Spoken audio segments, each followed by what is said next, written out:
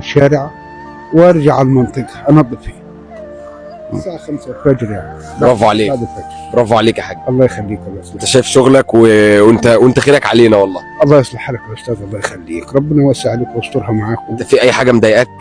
لا لا لا لا، ما فيش اي حاجه، الحمد لله ربنا رزقنا يعني. الحمد طب ايه الحاجه اللي انت نفسك فيها طيب؟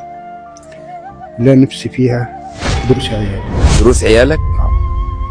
محتاج ايه يعني؟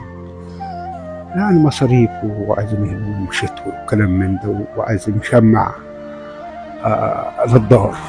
ربنا يديك، ربنا يبارك فيك ويديك الصحه يا حاج. طيب بص، انت جاوبت معانا الحمد لله. بس اكيد المتابعين اخواتنا اللي بيتفرجوا علينا هيعرفوا الاجابه وهيكتبوها في التعليقات. بس انت عشان راجل محترم تستاهل كل خير، كسبت معانا الجاي. استرها معاكم ربنا دنيا واخره، ويديكم الصحه ويحفظ عنكم المرض، اهم شيء. الله يخليك.